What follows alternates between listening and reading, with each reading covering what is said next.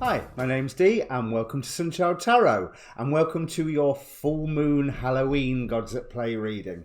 Now, if there is a sign in the title below, then it's one of my standard format videos, but the actual reading itself will be taken from a live stream I am doing 6 p.m. GMT to celebrate Halloween and to celebrate the channel's first birthday. If you're seeing this beforehand, then it's going to have a general reading at the end. But as ever, I'm going to look into the full moon and have a discussion of what I see on the full moon. However, I can't do it as good as all the professional astrologers. So there is a link in the description down below for a Facebook page for this channel, where obviously I post these videos and where you'll find my live stream and what have you. When I finally do it, wish me luck. Mars and Mercury retrograde, so let's see if it works. But I also post all of the astrology forecast, weather report type videos that I'm learning from as well. And obviously it's right at the start of the month, or it's right at the start of next month. So there's a lot on there at the moment. I will recommend Ksenia Moore's full moon video, Wonder Girl Astrology's full moon video, and there was a third one I wanted to point out as well. What was it? No, it's gone. I'll remember it at some point. But yes, I'm not going to be looking at the standard astrology because I don't know enough about it yet. I am still learning. I have the pleasure of learning from Rick Levine, who is great. So we'll see how it all goes. So as I say, Facebook link down below. The good thing about that page as well, it has an inbox. So if you're wanting to contact me directly for a personal reading, then that's the way to do it. And as ever, as I say, if there is a sign in the title down below, there's also a timestamp in the description so that you can get past all of my waffle if you've seen it once already. And get straight to the reading, because really you should watch 3 of them. Watch your moon, obviously, it's a full moon reading. Watch your sun, because that's what we're all trained to do now, and that's the I am. But importantly, watch your rising sign. And if you don't know what your rising sign is, there is a link in the description down below where you can get yourself a free birth chart. There's no end of sites on the internet to get hold of that. And so what I'm going to do is I've put a lot of work into this video, so you're going to have to excuse the odd little bit of editing here and there, because there's a lot that I want to say and I want to make sure that I say it right. Now, as you're probably well aware, a full moon is sun opposition moon, and we have the moon at 8 degrees 38 minutes of Taurus, and therefore the sun at 8 degrees 38 minutes of Scorpio. Now, the moon is conjunct Uranus by a small distance of 3 minutes. You know, they are literally that far apart, their centers. So Taurus is a sign about stability. Uranus, not so much. Lightning, change, shock, transformation, great revelation. So we have the moon settling nicely into the stability of Taurus, with Uranus there trying to shake everything up. Now, that could be very interesting when we look at the time that we're in, especially if you are in America right now. So just because October is very nearly over, do not think that we will escape having some form of October surprise or another. Let's face it, pretty much every day of October has been an October surprise of some form or another. Now, the Scorpio-Taurus axis is one all about growth and change. Let me bring my notes up so that I know what I'm talking about. As the polarity, the Taurus mission is to root in and establish an earthly form, whereas Scorpio has that more transformative element to it. It has an urge to merge, to share resources, with the idea that the creative union will bear even more fruit. So if Taurus is about the shape of things, then Scorpio shifts that shape, and to do that uses its own resources and sometimes others too. Now, with Uranus in the mix there, the shape-shifting may end up being to an entirely new form, or something that initially might appear quite uncomfortable, because shock is exactly that, shock. It is never pleasant, even if it has a good result. You think if you open a door and there's someone that you haven't seen for years and years, and you're really pleased about seeing them, but you didn't expect anybody to be behind that door, you still have that moment of, oh, heck, there's somebody there, until it's like, oh, it's my old mate, and give them a big hug, or a socially distanced elbow bump, or what have you. But you've still had that moment of, so we're looking, really, I don't think we can make plans yet until after the effects of this new moon, or particularly the Moon-Uranus conjunction, has happened. Definitely, with this being the moon, this could be a sudden change in feelings. It could be a sudden change in the home. It could be a sudden change in the emotional environment. And it's Uranus. It could be a sudden change in anything. But it will be something that's fast, and it will cause a shift in whatever it is that you are trying to build. So let's just have a look at the symbols for 8 degrees Taurus, because every degree has its own symbols. We have the Chandra symbols, which I think is the same name for the inside degrees that you will hear astronomers talk about. Obviously, there's the Sabian symbols as well. Now, the Taurus, 8 degrees Taurus, the inside degree is a talkative woman with tape over her mouth. And what this describes is the creative force at odds with itself. What you would do, what you wouldn't do, facing the truth that everything personally generated fails to satisfy. Spirit is 8-4 in its absence. Something is missing. Massive pride comes screeching to a halt.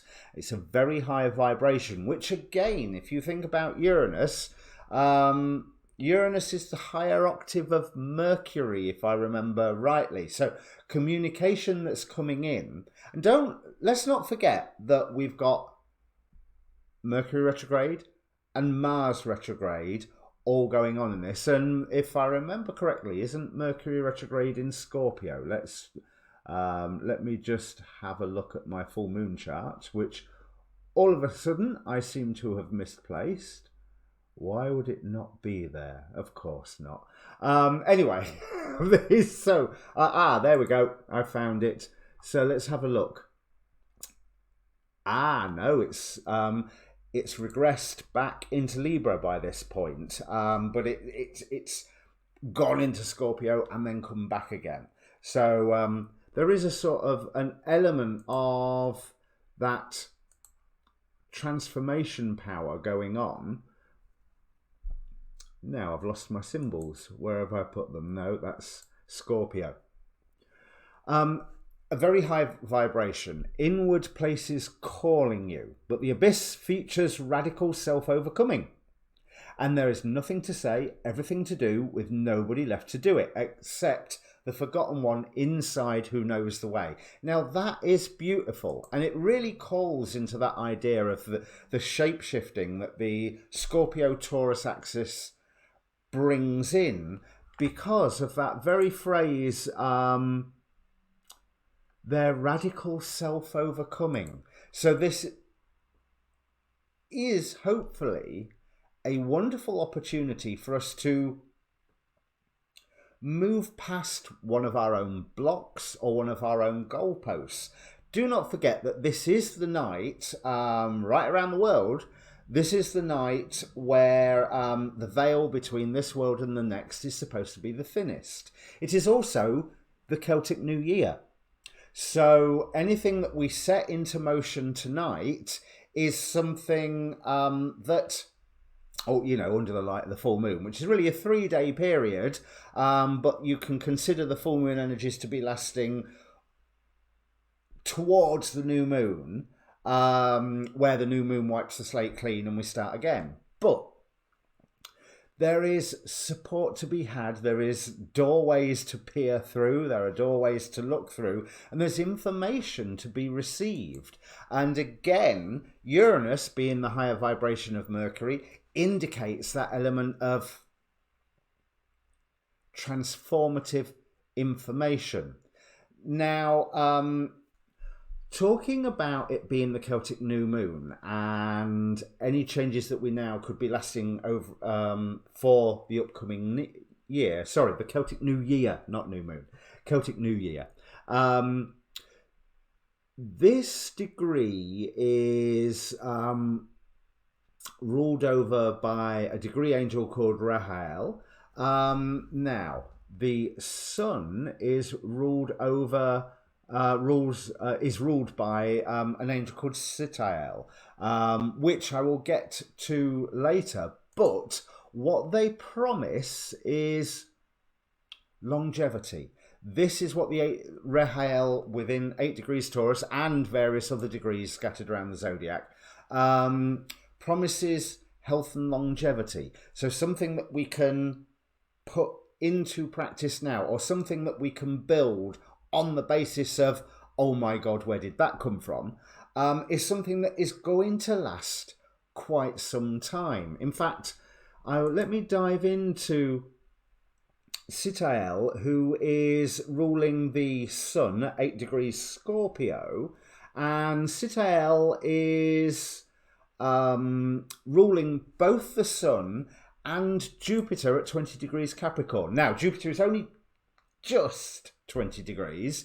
It's 20 degrees 59 minutes. So one could argue that it's 21 degrees, but I have no doubt that angels work in order and therefore they're going to be a stickler for mathematics. So we are within that 20 degrees Capricorn range, which means that anything that we are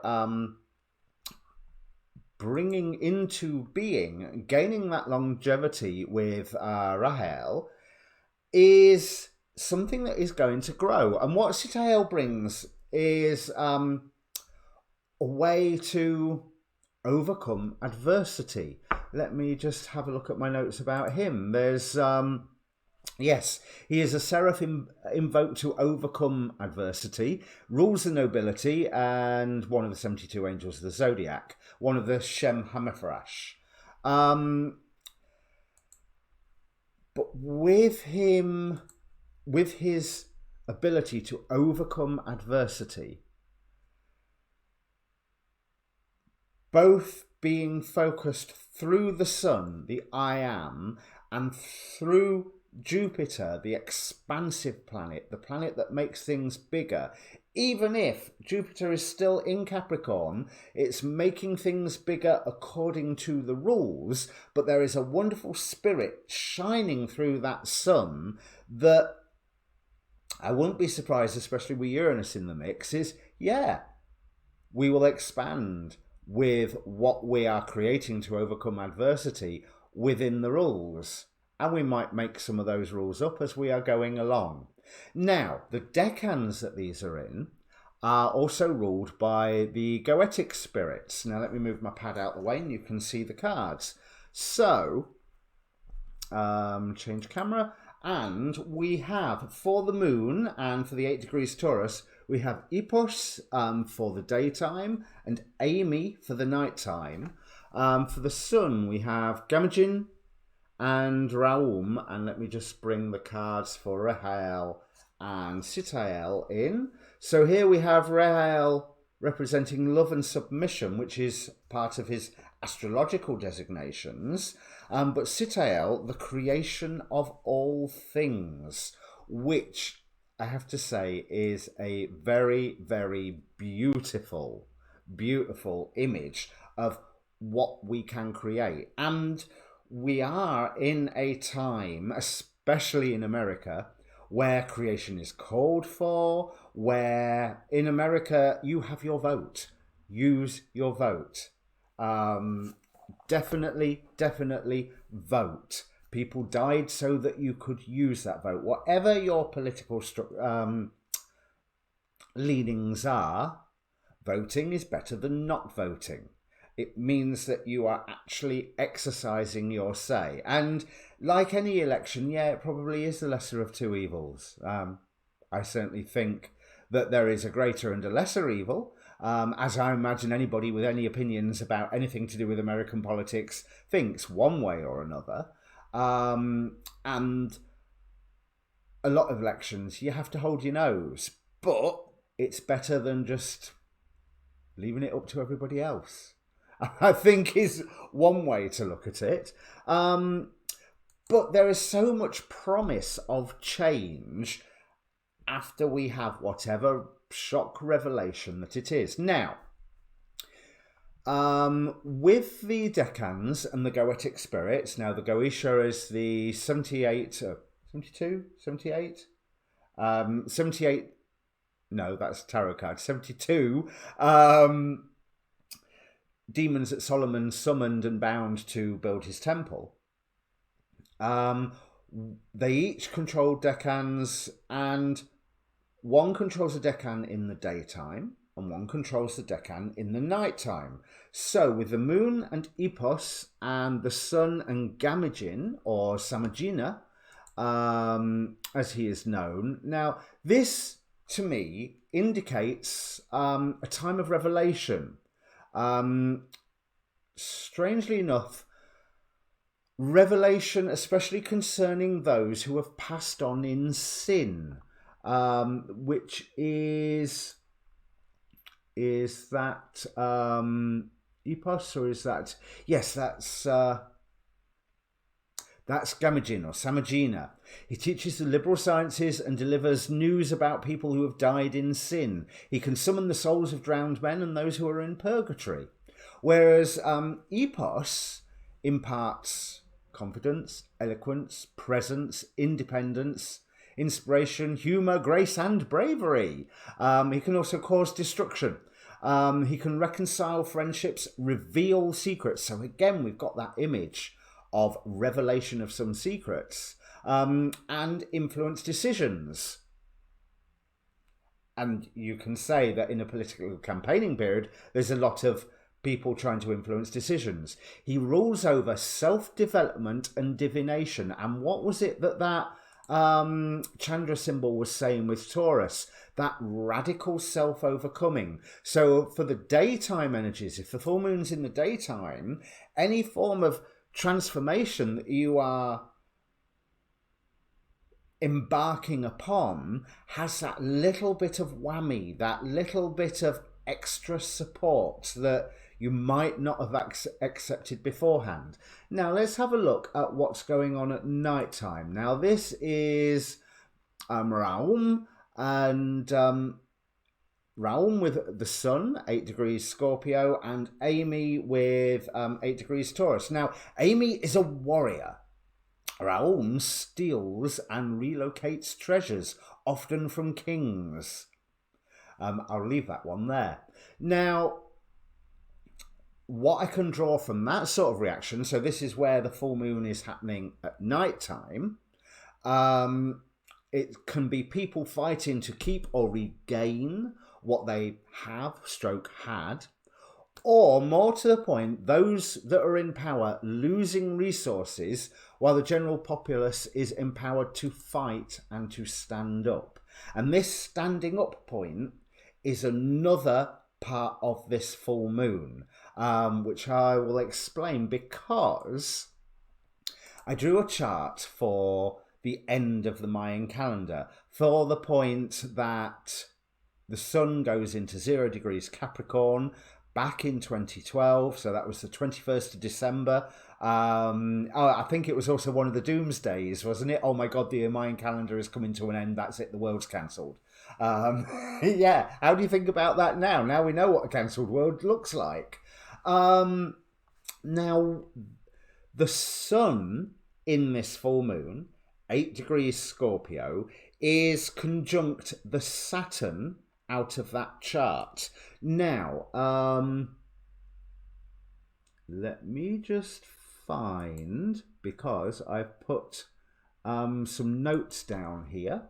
Of course, I'm not finding it very... here we go. So, yes, it is conjunct to the Sun by 1 minute. 1 minute. I mean, they are practically on top of one another. Now, the when the Sun conjuncts Saturn, let's have a look what I've got written here. It's a time to stand up. It can be a time of great satisfaction with achievements, recognition and promotion, and it can also be the other side, a time of privation, insecurity and hardship. Now, I imagine there's going to be an element of either or going on. Again, if you look at the political scene, but it's not just all about America. This is this personal transformation energy is worldwide. And there are certainly a lot of political forces acting worldwide at this same time that will all benefit or be debilitated by this very transit. Now, if you think about what the end of the Mayan calendar was, the Mayan calendar, the Bactun, is a huge cycle, and astrology is all about cycles. And the fact that we are being called to remember through the I Am, through the Sun, to the chart of the end of the Mayan calendar, to the planet of time, of, yes, restrictions, but more to the point, lessons. I mean, one thing that you do have to remember is, okay, Kronos ate his children. Yeah, we know. But he also ruled over a golden age on the earth before those children all managed to escape, thanks to Zeus being hidden in a cave. So it is that ancient golden age. It is a promise of that golden age, which again, the end of the Mayan calendar did used to talk about. Now we're going to start elevating. So if you want to talk about all the here comes the age of Aquarius business, you can do. I'm still not entirely sold that we are anywhere near Aquarius, but if you think about it, that's not a change that's going to change like that. That's a change that's going to have the world change over the course of, at the very least, several decades, if not a few hundred years. But I think it is absolutely beautiful that this one full moon, on the night where the veil is thinnest, is calling us back to the energies of the great cycle of the Mayan calendar, with the message, it is time to stand up and be counted. Sun conjunct Saturn transit means you must stand up and be counted. Hard work, discipline and patience are needed to attend to your duties and obligations, and you may have to take on extra responsibility or act as a mentor and guide. Now, if we are here to change the planet, let's get on with it. There's your extra work and responsibility. If we are here to help other people realise their role in changing the planet, being that mentor and guide, get on with it. Also, be aware that this is an energy affecting everybody, so you may suddenly find the arrival or the influence of a mentor or guide is really appropriate for you right now. But as we hear so many times, and America has definitely heard this so many times over the past few weeks, we are at a precipice. We are at a precipice with the virus. We are at a precipice politically. There are war tensions across the planet. There are political unrest across the planet. And there are people trying to enforce lockdowns. Some for, well, Hopefully all of them for the good reason of trying to get rid of the virus. But lots of people are questioning that one way or another. So, you know, there's so many different ways that you can look at things. I personally think there is a killer virus on the loose. Let's minimize contact for the time being, because with a sky like this, there is plenty of work we can be getting on with, and there is plenty of personal transformation that we can be getting on with. Now, what is also interesting is that this 8 degrees Taurus, let me find my note here, is that of, no, it's the sun. So again, it's that time to stand up and be counted. Is Edgar Allan Poe's North Node. So if you want to think about someone who has, with the effect of their life, have done something with longevity that has stood the test of time. We all know Poe's stories to this day. We all know what Poe represents. There's a rather interesting point about how he was supposed to have died. Let me just bring those details up. Give me a second. No, that's not there. So basically, he had died of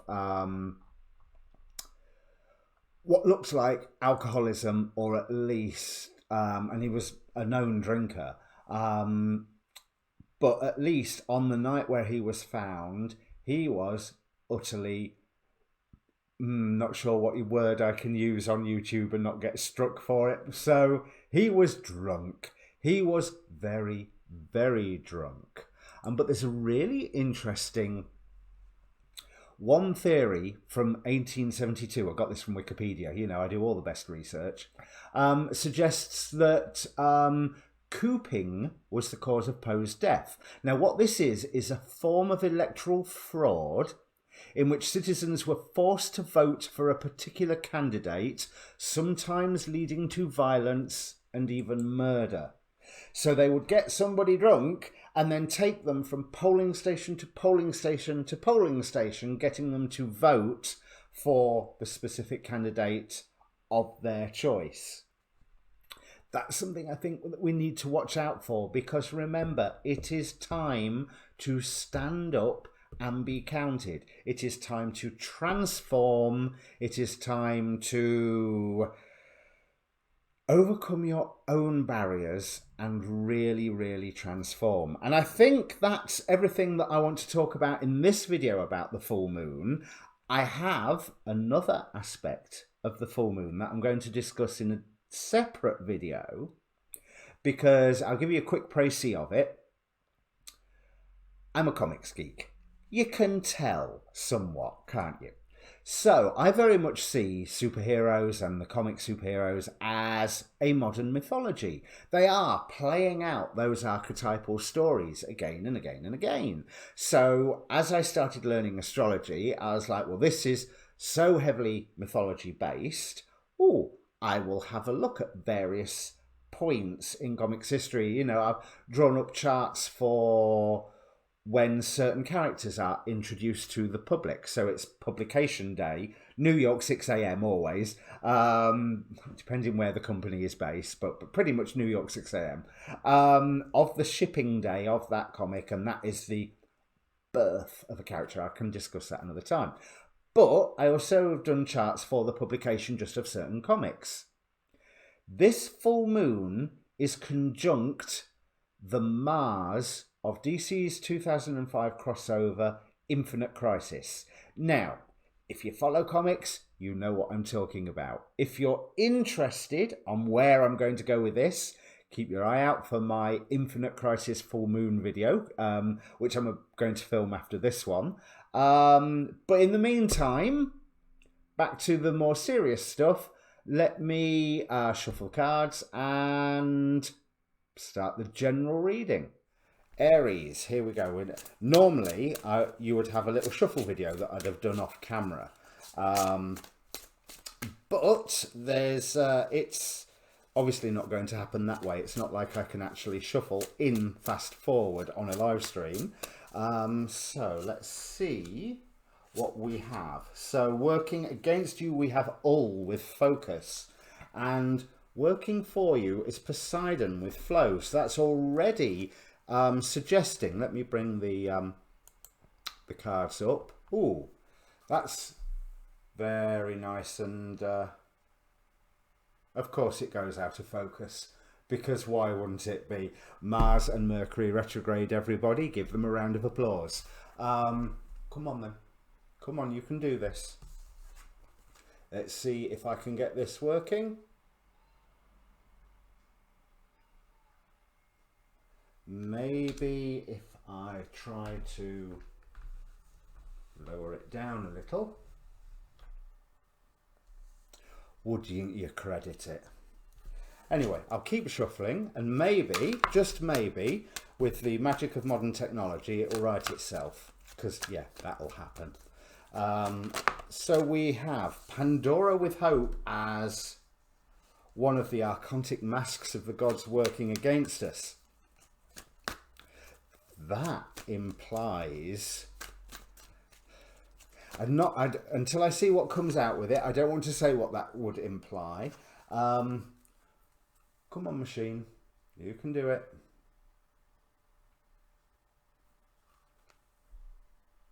Let's see. Nope. This is a good start for the first live stream, isn't it? Now. So we have Morgan Le Fay. Let's see if the other picture is any better. No, that's no better whatsoever, is it? Now, Morgan Le Fay made an appearance in this position in the collective reading, indicating the risk of being ensorcelled.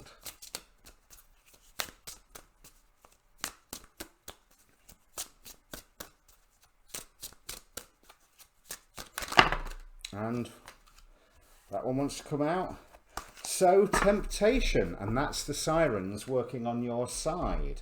I will just finish the shuffling, and then I'll see what I can do to sort out this camera.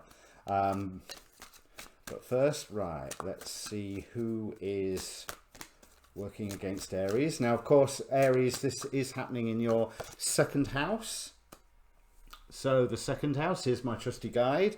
Assets, finances, things that you value. So we have Hera with relating.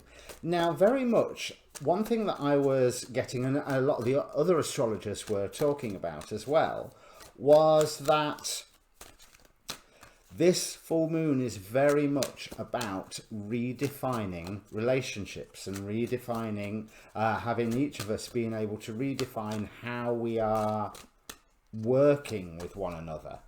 And we have nature on our side in the form of Pegasus. And I promise you we will get this camera sorted, even if it...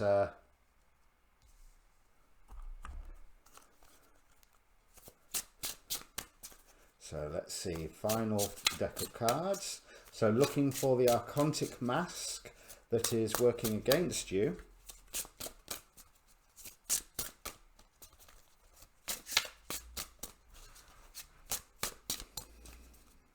That one wants to come out. Pandora again, this time with curiosity. And okay, we have... Oh, there's interesting. Persephone with compliance, but then again, that's compliance with a little bit of an edge, isn't it? Because Persephone was working in her own fashion to attempt to find herself. Let's see what I can do. It seems to be this signal. Looks perfectly in tune here. And now it's reconnecting. That's better. Now let me make that a little bit bigger for you so you can actually see them. And we'll go on to here. and make that a little bit bigger for you so you can see them. So now you can see what I was trying to say. So if you're a stranger to my Gods in Play readings, then this top row represents the archons. It represents the fake masks of the gods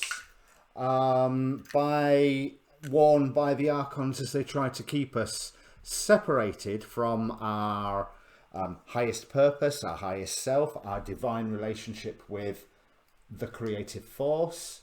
And the bottom row represents the gods in their pagan form. And it's gone again. Maybe I will turn off some of my other broadcast devices, which is a shame because I was hoping to be able to see the comments as they came through, but it doesn't look like that's going to happen. So I know I have my trusty assistant watching on, and I've just to let you know, trusty assistant, I've left the Skype on. Let's see if this will work as well. So yeah, that, I wonder if that works. Wish me luck, everybody. There's although that signal looks atrocious. So as I say, we start with with focus, and this rather implies to me that there's an element of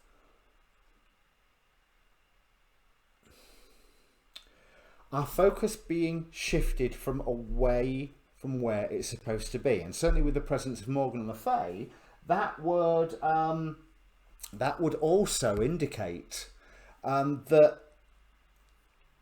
don't look at the man behind the curtain.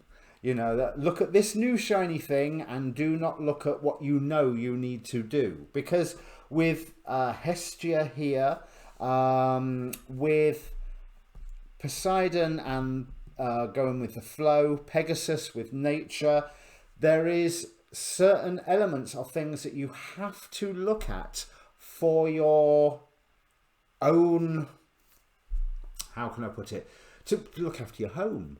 That there will be outside forces around that you are well aware that you need to deal with.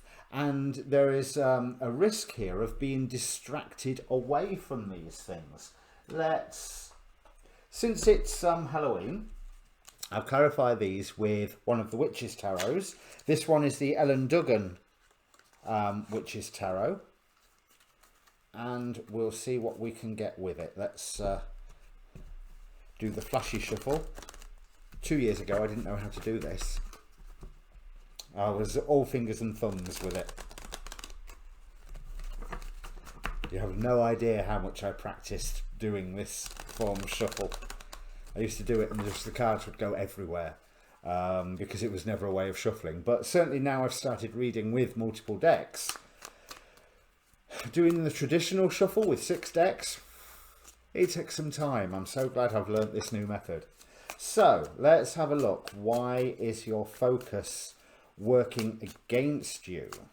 Well, okay, that card wanted to come out, and we have the 9 of Wands. Well, going on the pattern of what I've just said, that indicates a deception that you're nearly there, which makes me think about the whole what was I saying about the cards going everywhere? So we have the 4 of Pentacles with Pandora, the 2 of Cups with Morgan, the 3 of Pentacles with Hera, and the World card here. It's Karma for the last Pandora with Curiosity. And in this light, I can't even see where the cards have gone. Hopefully the deck is full. Right, so these were obviously the cards that want to come out. Okay, and a couple left to the side. So it's almost like you are being... entranced to fall in love with some idea or other, with the Two of Cups here with Morgan, that on the hope that you are able to protect something. And with Hestia here facing off against Pandora, I'm assuming that that hope is something that is irrelevant. Because if you are strength card in your home, then there is no need to be so very defensive. This defensiveness seems to be a trick, seems to be something that is keeping you from a new dream that you are wanting to pursue. And what these cards are saying, with the Queen of Cups here with the Sirens, are saying that, yeah, actually, if there's a new dream that you're being given the time to figure out, that is something that you do want to do. That is something that you do want to go for.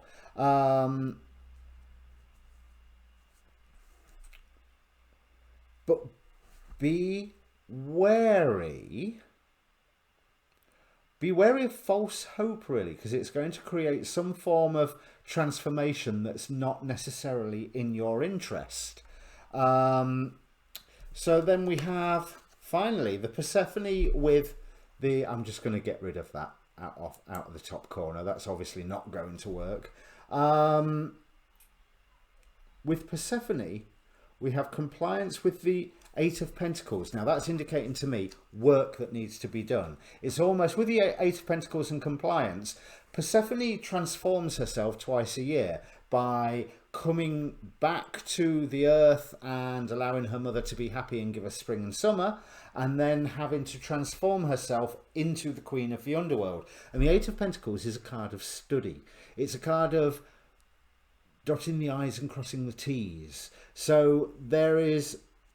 It looks like if you are not getting distracted by some form of goal, that you are being told that you're nearly there. And I have to ask the question, how long is it, do you think, since you were nearly there? That is something that really, really concerns me here, because there is a flow to events. This new dream, this new temptation, this whole new sense of, ooh, I could do that, is something that I feel is going to land on your doorstep. It's something that's, that sounds miraculous, but, you know, like a throwaway line on a television show or a conversation that you have with somebody online that just makes you go, huh, I'd enjoy doing that. I like doing that.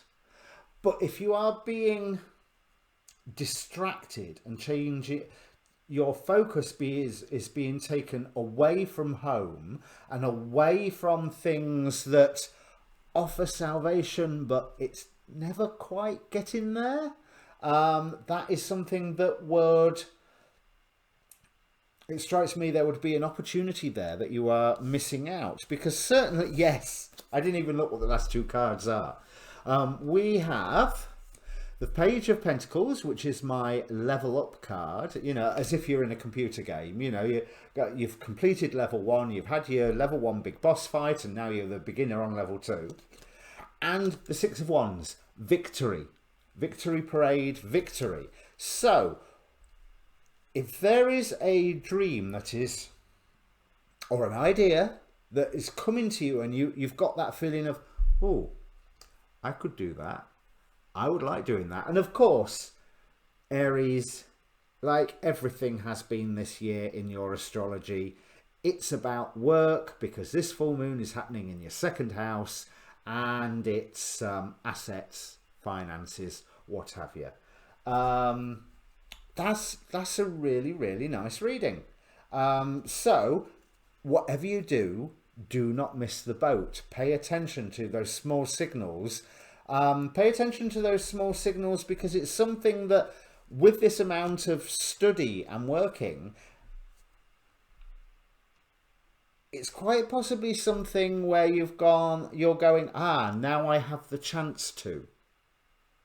That's the best idea, now that you have the chance to. So I'm going to see what I can do about sorting out my camera. No, that's no better whatsoever, is it? Okay, so I will cease broadcasting and I will be back live streaming again in a few moments.